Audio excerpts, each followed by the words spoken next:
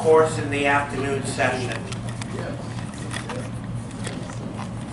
I think I'm really touched by being able to be an optician in this place and this time here at the Southbridge Hotel, now appropriately named the Wellsworth Hotel, celebrating the rich history of American optical.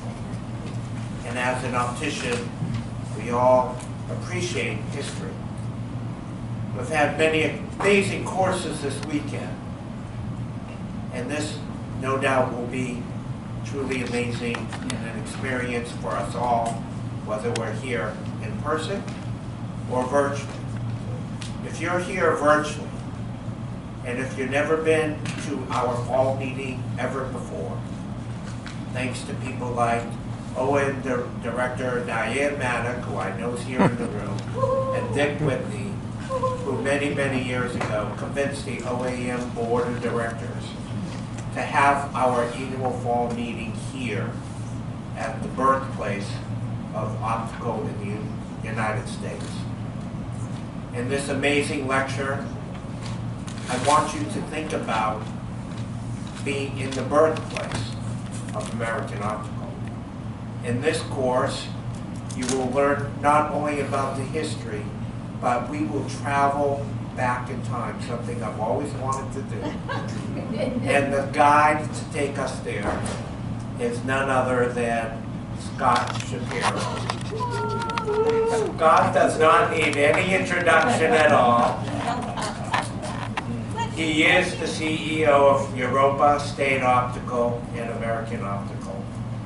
And Scott, thank you so much for joining us today, taking us on this journey. Co-presenting with Scott is Dr. Estelle Glancy from American Optical. Scott Shapiro.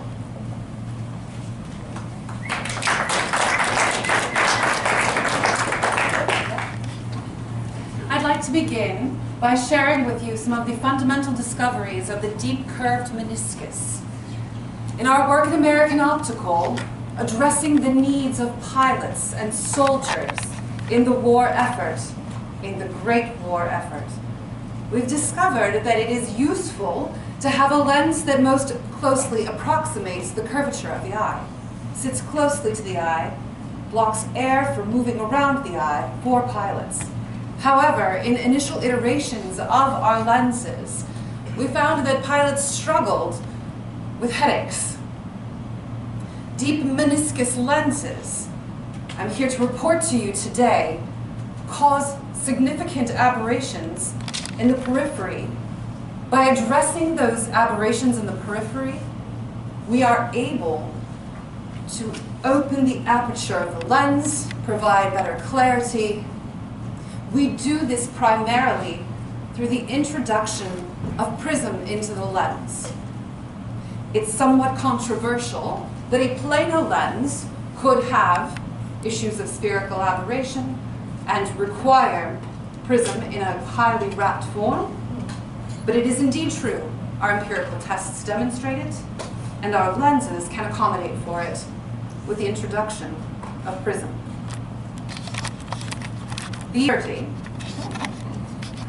And this introduction, the service to the members of our fighting forces, has been the groundwork that has been laid for much that has been done in the course of my lifetime.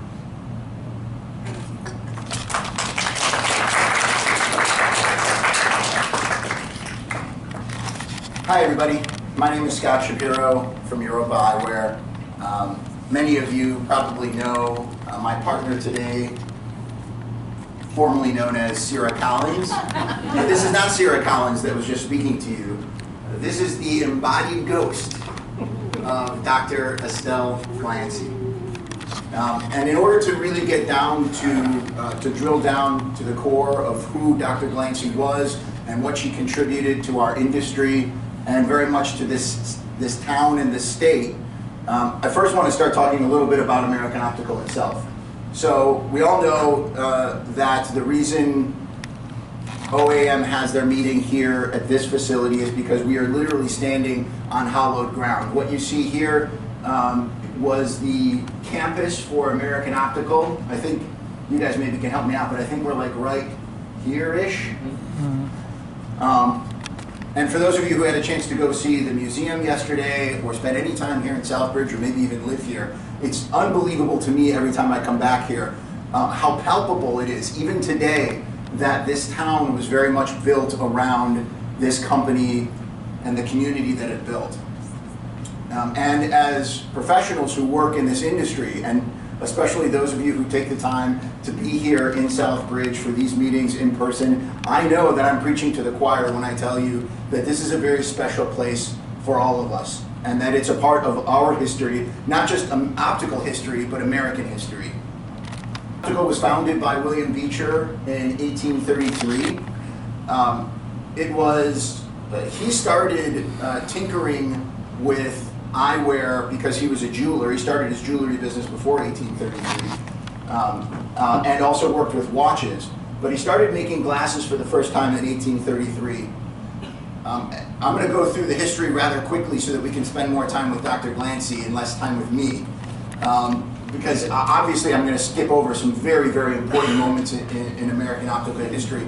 But I want to focus primarily on the corporate side of the company and the changes that it went through throughout the course of its last almost 200 years. And just touch very briefly on some of the innovations that American Optical was responsible for. Again, taking a trip to the museum is by far the best way of really getting to the core of all of those innovations. Even then, you should allow for several hours if you want to even touch the surface of what American Optical has been responsible for the world. It was a great year for facial hair in the United States. But it was also the year that Robert Cole, who was William Beecher's apprentice, and George Wells, who had worked briefly in the factory and then eventually came to own his own optical manufacturing company here in Southbridge, they merged their company in 1869 and officially, for the first time, called it American Optical. The mid to late 1800s was the time that American Optical really took off. That's when it became the largest optical company in the world. In 1874, they had only 5 styles and 5 sizes of eyeglasses. Just 13 years later, they were already producing 1.5 million pieces per year. A lot of that was helped, of course, by massive benefits in technology at that time, but also clearly the work of the 2 gentlemen I just showed you and everyone that was a part of American Optical at the time. In the US, but most of those lenses were being flown in from overseas. They were very, very expensive, and they often didn't fit the eyewear properly. So being able to produce lenses in the United States at that time was a major breakthrough.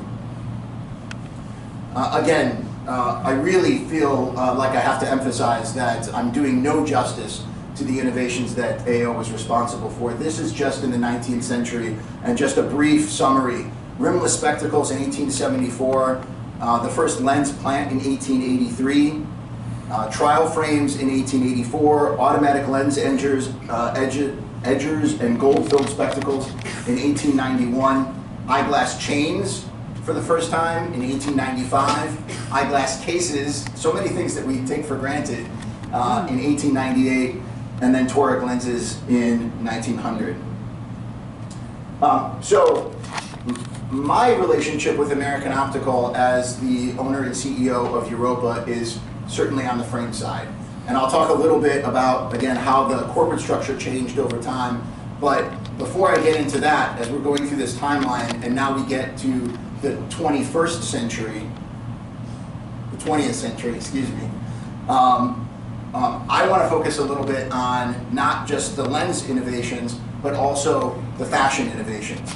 Because American Optical also was so important in creating iconic fashion for eyewear that we still see very prevalent in the business and the industry today.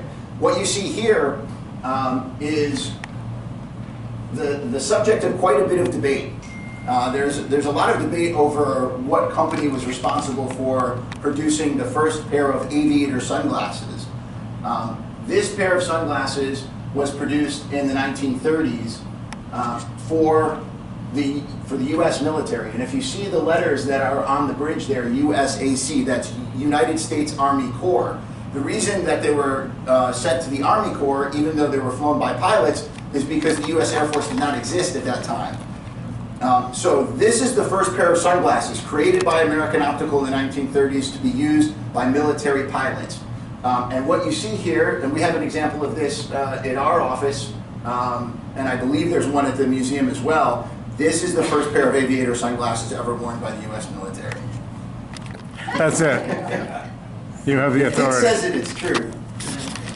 Here's just another example. Obviously, American Optical was cornerstone to the war efforts in both World War I and World War II, supplying not just sunglasses for pilots, but also lenses and optical frames to the military as well. And those styles are still obviously very prevalent today as well. American Optical has been worn, sunglasses have been worn by celebrities throughout the 20th century. And then, of course, most famously, worn by President Kennedy. Just a couple quick notes. This is the Saratoga sunglass that John F. Kennedy most often wore when he was outside. Of course, John F. Kennedy from here in Massachusetts. If you go to the museum down the street, you'll see a number of photos of him campaigning. Even before he was president, right here in Southbridge, Massachusetts. He was a regular customer of American Optical, loved wearing his Saratogas. And again, this sunglass, very often mistaken for other sunglasses because it's not an uncommon style today, but there are some significant, notable, and unique parts of this sunglass that we know makes it a Saratoga. First of all, you can't see it very well, this isn't very clear, but the decor was asymmetric. And very unique to the decor that was used by American Optical, specifically on the Saratoga. And the temple doesn't have any sort of dip in it. It's straight across, just like the Saratoga was produced at that time. It's a closer look at the same thing. What you see here is American Optical's Surmont, worn by Malcolm X. Again, very often mistaken for other styles. But what this Surmont, and again, you can't see it all that well. You can see it actually better here, worn by Lyndon Johnson. But there is a unique decor on it that's, by today's standard, quite bright. It almost looks Egyptian. It's very large, especially for men's sunglass, and it's different from the other combination frames that were produced at the time and even today.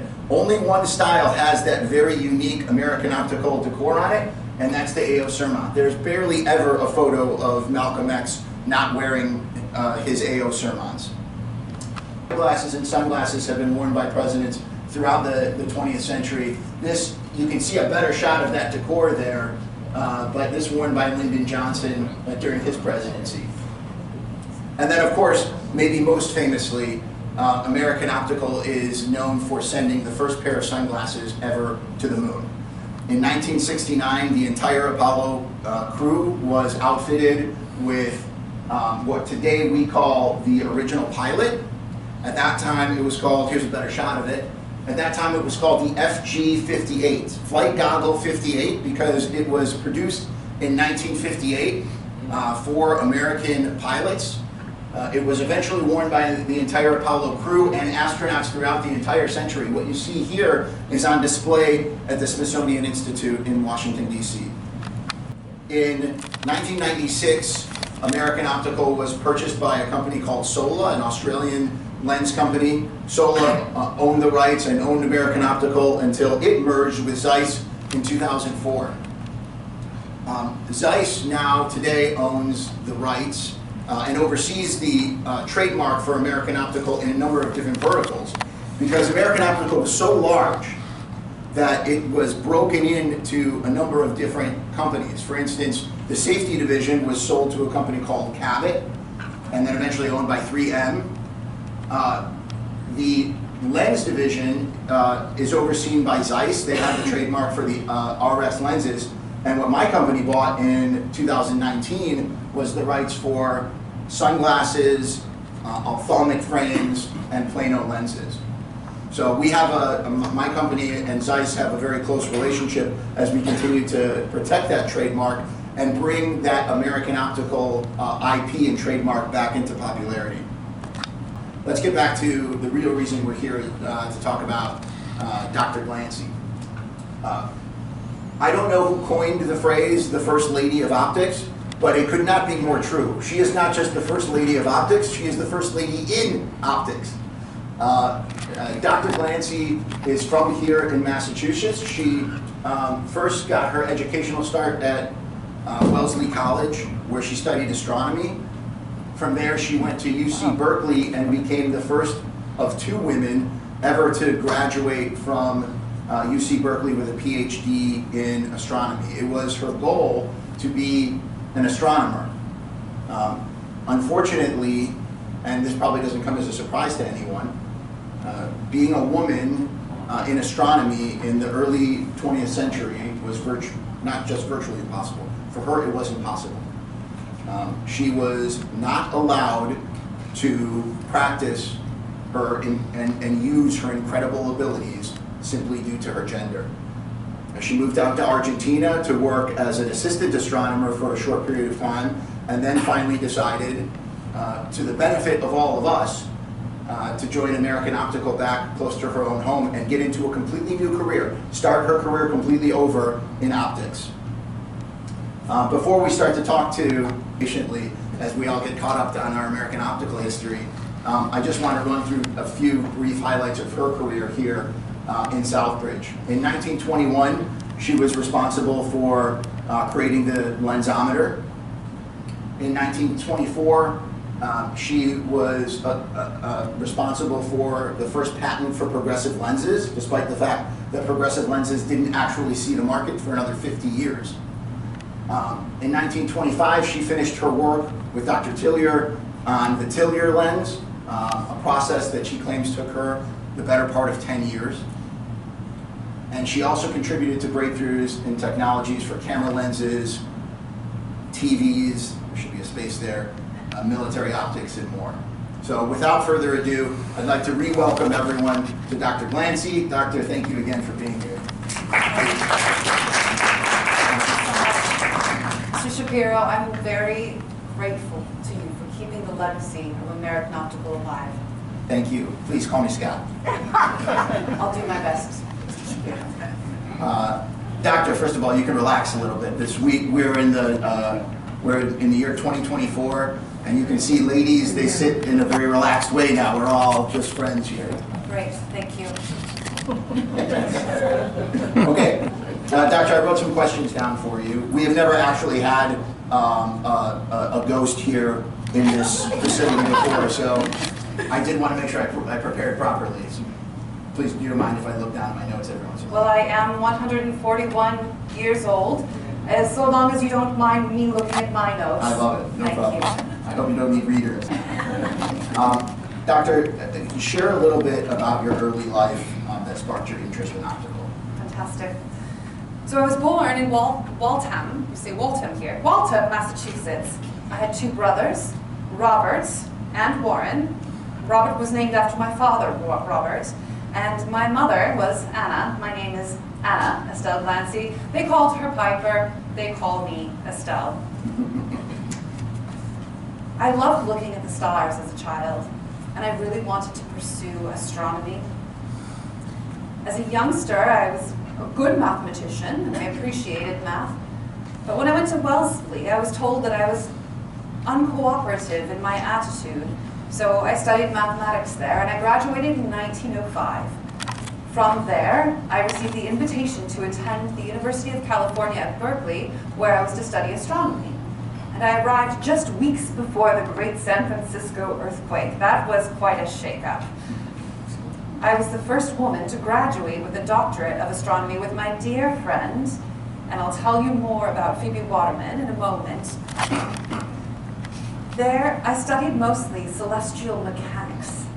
This is fascinating, Mr. Shapiro, because celestial mechanics is the process by which gravitational pull makes the heavens spin around us.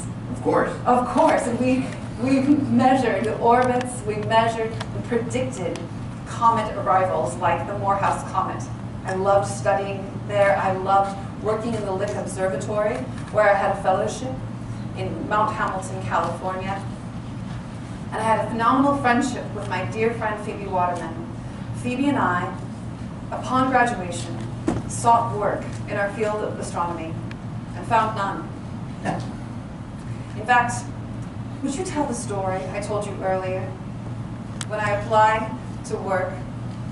Yeah, so the way I remember the story is that while you were looking, after you graduated from UC Berkeley, you were looking for a job, did not receive any offers in astronomy here in the United States, and there is record of someone actually stating that if your first name was Alfred instead of Anna, you might have a better chance of getting the job.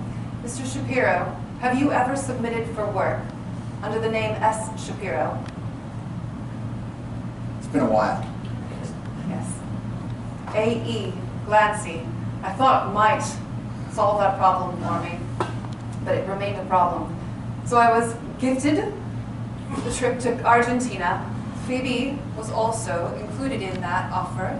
Phoebe and I traveled to Argentina, the only place where we could find work as astronomers, to be fellows in the National Observatory in Cordoba, Argentina. There, had a phenomenal time studying the heavens, but the Great War broke out. And when the Great War broke out, I came home to be with my family and my brothers here in Waltham, and then finally was able to work under Dr. Edgar Tillier. Edgar Derry Tillier saw in me the mathematician that he needed in his team to be able to perform the calculations, and I was hired as a calculator to be able to perform calculations and contribute to the work. My hire, I believe I had performed diligently and was included in the first patent meeting in 1920. I had never seen or heard of a woman included in that, in a patent meeting before with the US government, so I felt quite proud to be at that table. It seems to me obvious that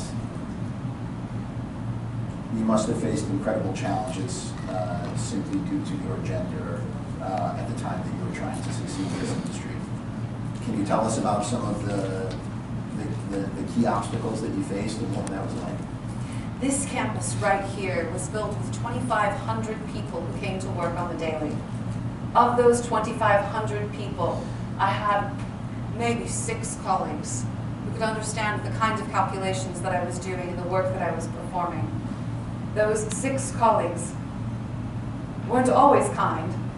They were always very scrupulous of my work. And as they should criticize and ask for exacting numbers, figures, behaviors, and experimentation, the effort to deliver that keeps one from considering other options in life. My friend Phoebe, on the boat, on the way down to Argentina, met a man named Otto Haas. Now, Otto, being a wealthy gentleman, took very good care of my fairer friend Phoebe, and she, in her lifetime, was able to come back, and her family made contributions such that they could name an observatory after the Haas family. I worked diligently for 10 years on the Tillier lens, 10 years of calculations in a book like this here, found at the Optical Heritage Museum, with 5 columns, thank you, sir, 5 columns of calculations, performed with a slide rule in hand, done by hand, meticulously measuring and calculating every point on the back of a lens. Thank you, sir. And yet the Tillier lens remains the Tillier lens. So just to clarify, despite all the work that you did on the Tillier lens, it is named after male Dr. Tillier. I was afforded tremendous opportunities to innovate. I was afforded tremendous opportunities to calculate and to use my skills. The recognition never came in my lifetime, sir.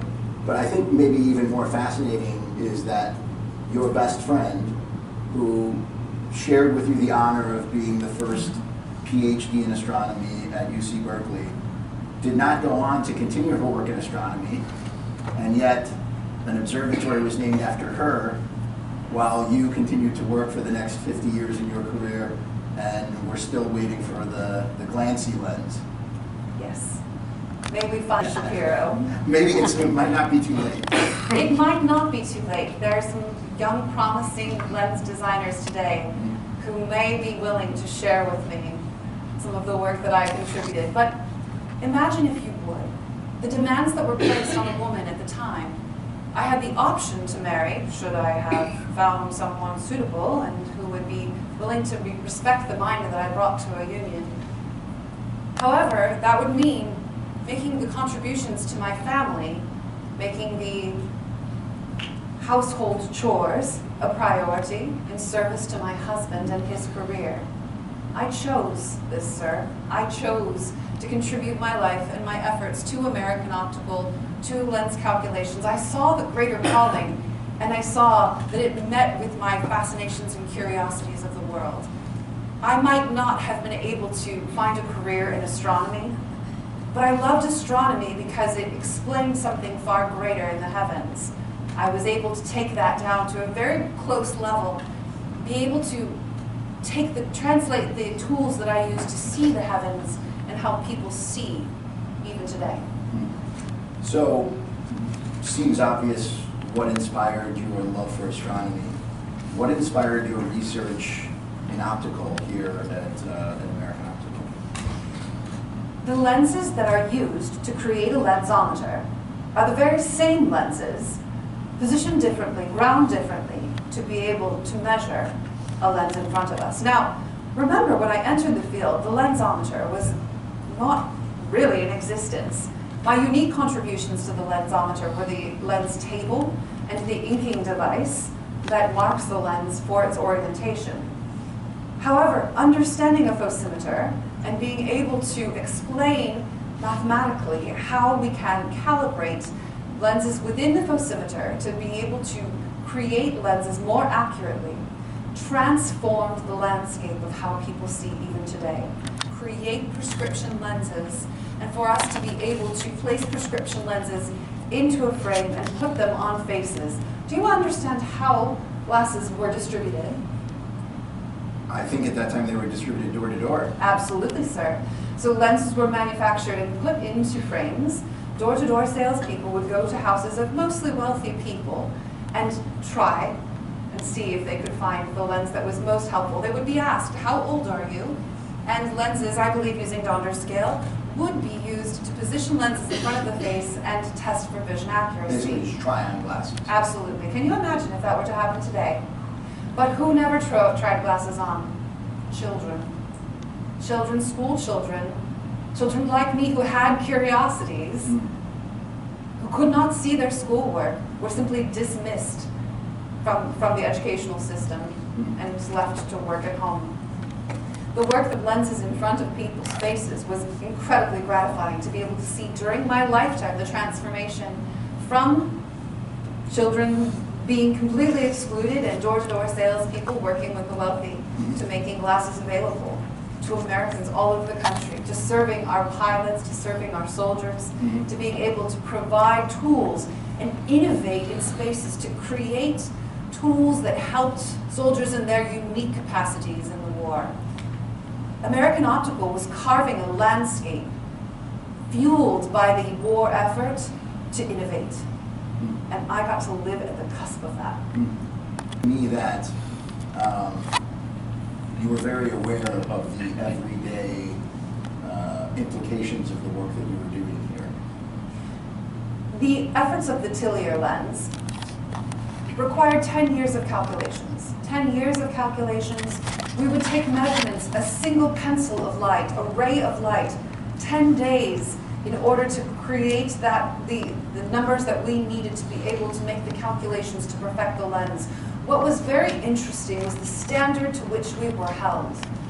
We were asked to create perfect optics, and that's how we created the Tillier lens. Working on the corrective curve ideas behind the Tillier lens, we took information from rays of light from many, many different angles, to be able to focus light perfectly on the fovea, that is actually fascinating work, but is what undid the progressive lens design. The progressive lens design, if you can imagine, the standard that American Optical held was to have perfect optics in every direction. And I have the option of fusing lenses to create a bifocal. A progressive lens has inherent in its design areas that are optically obsolete. So what you're saying is, so I introduced this by suggesting that you created the patent, the original progressive lens Yes, sir. back in the 1920s, but the reason that American Optical didn't move forward with it was because it wasn't perfect enough. Exactly. And yet, what eventually came to market was more or less equally imperfect. Correct. Mm. And it's still so. What's more, as a ghost, looking back, looking at what lenses are produced today, while there have been improvements in our ability to manufacture lenses, no greater precision is found in a phosimeter today than it was in the one that we created in 1921. There is no greater precision in the equipment that we're using.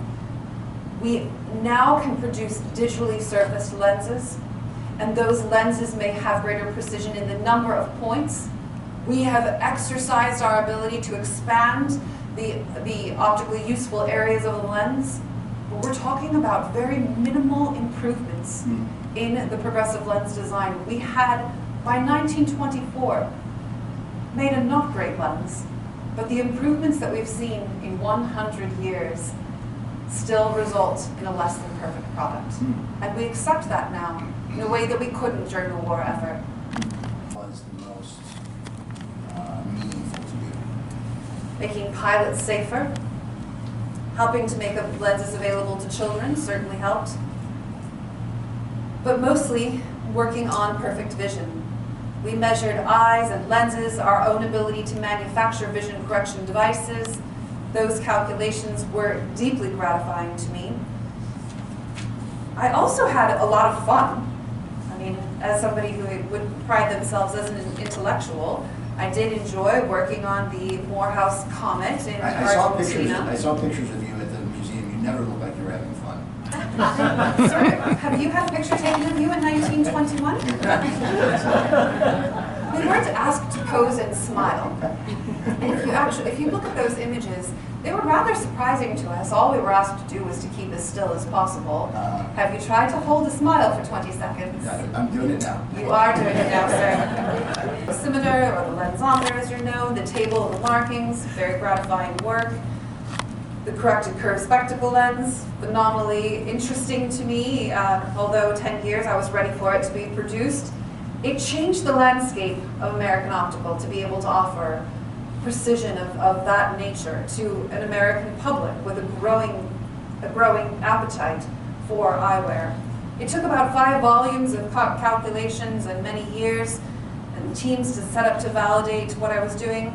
The progressive lenses were certainly interesting. Later in my career, I got to do some very interesting work with finite throw Schmidt systems in order to be able to help projection systems for widescreen televisions. I got to do the work that was the preliminary work for fiber optic cables that was of course perfected after my retirement from AO. You know what they gave me when I performed 30 years of service? A watch? A pin. So, recognizing all of the challenges that you had to face, you did spend the vast majority of your career at American Optical. So once you were here, and you got to work and you started to prove yourself, how were your achievements received by the rest of the scientific community? With great scrutiny, as they should be. As scientists, it was appreciated that I was willing to put in the hard work of the calculations.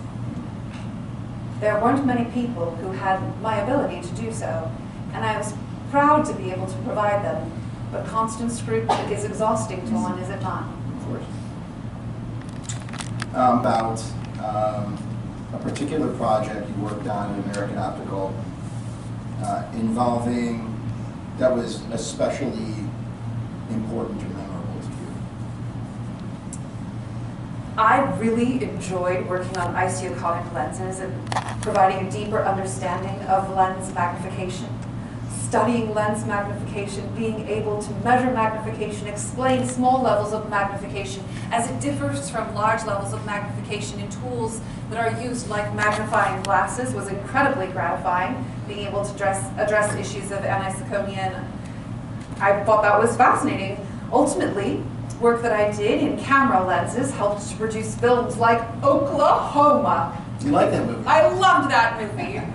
Bright golden haze in the meadow. There's a bright golden haze in the meadow. Yes, that was charming. I didn't think you ever got out of the lab to go see movies, but I'm glad to hear that you're a fan. I saw Oklahoma. So, were you able to work with any individuals that you felt were mentors in your career? Dr. Leuschman at UC Berkeley was a phenomenal mentor. He was willing to take the risk on female students, and it was curious to me that there would be seen that it would be such a risk to take female students into your tutelage, but I felt I had proved myself despite being labeled somewhat problematic for other teachers. As a bright young girl, oftentimes in my youth I found it difficult to stand my ground or to be believed credible by teachers when they were incorrect. So, Dr. Leuschman gave me the space to do so. And of course, my dear friend Phoebe Waterman, who hand in hand was able to be a pioneer with me. I think often we as pioneers need somebody to walk hand in hand with. And finally, Dr. Edgar Tillier. Edgar Derry Tillier appreciated my contributions, and though he wasn't always kind, he did provide for me a seat at tables where I otherwise could not have been present. What would you take as your fondest wish for your own legacy? What a kind question. Thank you. Mr. Shapiro, if my legacy could be to provide inspiration for young women to continue in the field of optics, to provide an example for people who could continue to push the edges of lens design, that would be a fond wish. But more, would you help to support keeping my legacy alive here at the Optical Heritage Museum? It is the one place in our nation where my story is told, held, lauded, and shared. I would very much appreciate that. Absolutely, we have to do it as a group. Another wish, since we're chatting about wishes, would it be possible for American Optical to continue to support the legacy of Dr. Glancy? I so appreciate that you've been willing to take on. Those of us who worked at American understood how incredibly special a place it was. Yes, we started in making our own glass, making our own lenses, fabricating glass into something magical that could transform how we see the heavens and each other, how we could see films and how we could watch televisions, how we could put light on a cable and transmit it across the planet, but also then how we could work on defibrillators and many different medical devices and have an imagination about what a company could do through the use of light. You have a unique opportunity to continue on the legacy of American Optical. I'm so grateful to you for it. Thank you for help building it. We're going to get some questions from the audience. So, the audience, if you have any questions, please think of them now. But before we get to them, I have one more question for you. For young women who are interested in starting an optical career today, or maybe who are embarking on it, what advice would you give them based on your 140 years of experience? 141 years of experience. I've watched the role of women transform from my lifetime and beyond. When I was a young girl, there was nobody in front of me who showed me what it looked like to do what it was that I did, and I did it anyway. But there's some young girl who doesn't know what it looks like to do what you're doing right now. For those of you who are pursuing your careers in optics, please be unafraid to do what it is that you do and do it bigger than you already have. Show young girls what it means to be a professional woman. Invite them to participate in STEM, in learning about mathematics and energy and light and biology and chemistry and all of those things that fascinate us in the world. So often there are subtle signals that tell us not to participate, not to lean in. And you can be part of showing how to transform a career from a curiosity into a viable service that can help people live better lives. Please do so vibrantly and know that there's a legacy of women behind you, but there's also a legacy of women in front of you that are growing and stepping into your shoes. That's a great answer. Thank you, Doctor.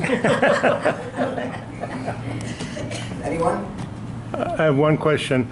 Your disability for hearing, how did that impact your career? Thank you, Mr. Whitney. I'm sorry, I will let you answer, but I just wanted to point out that in the afterlife, you get back to be your Oh, sorry. whole healthy So self. she can hear? So that's why she can hear all my questions, yes. I lost my hearing quite progressively throughout my years, and quite frankly, it was a service. To not be able to hear the humdrum of the office noises allowed me to focus more precisely on my calculations. It seems that in every disability there is a new ability hidden behind it, and that was mine. The other is that some of my friends at American Optical saw what it was that I was struggling with, and they started to perfect hearing aids under the American Optical umbrella to support me in my hearing, and I got to be test subject number 1. Thank you for a fabulous question. Very cool. Anyone else have any questions? Yes, please. If you wanted to learn more about your story, where could we learn more about you? The American Optical Heritage Museum has a phenomenal amount of information on its website, and at the museum itself, you can see large format pictures of me in that patent meeting. You can see some of the very tools that I touched, and if you would like, after this session, I'm happy to share with you, open my notebooks here and show you what this looked like. The exacting work that I performed with 10 years of calculations could probably be done with 10 days worth today with the modern computer equipment that you have. I retired I passed away when I was 91 years old, and I believe I retired after about 30 years, and I started in 1918, so that would put it around 1948. In my later years, I got very involved in the Worcester Hearing and Speech Center. And so there I was president for many years, and I kept a yearbook. Some of those records are available at the Optical Heritage Museum as well. With my own hearing loss, I felt compelled to help others who were experiencing the same challenges. Quite a while. 75 years ago, because I retired in 1950. Dr. Glancy has many helpers that Thank take you. Kind of like Santa answer Claus. questions. So in 1950, I would have been 77 years old. 33 years of service. 33 years of service to American Optical. Thank you. Diane's always good with numbers. It's been a while. There's much that's happened since then. Yeah, I actually found the article about you in the Worcester Public Library. I so appreciate that. I haven't read that article yet. You know, nice picture of you with your hearing device and your hat. You just look lovely. Why, thank you. I did age well, didn't I? I didn't live at I've lived in all of Waltham, in Southbridge, as well as here. And I have had always meager living quarters, as you can imagine. It is, while I was well paid for a woman of my day, it was not the lavish accommodations that Dr. Tillier enjoyed just a few blocks from here. I was certainly able to take care of myself. I don't recall exactly where I lived, but for much of my time, I did go back to my family home in Waltham. Remember the story you told a young apprentice, giving him advice, or should I repeat it for you? No, I remember exactly. Yeah, because that really John asked impacted. me if I had any advice for him, and I told him, never choose a job for money, and always do what you love. Lovely. Now, I heard since then that he took that to heart, and he tells that story frequently, and that his protégés and his followers also repeat that story. What a beautiful legacy to... He lived till 92 telling that story till his death. Fred Jocelyn was the guy's name. Fred, thank you, I misremembered his name. No, but he was greatly impacted by you. Isn't that the dream? I gotta also say, my father worked for Tillier and Glancy, and because of her, I learned a lot about fossimetry. So you have a legacy that continues, and we got to keep it going. Thank you, Mr. Whitney, for being the champion. I can send this to Everett. Oh, thank you very much.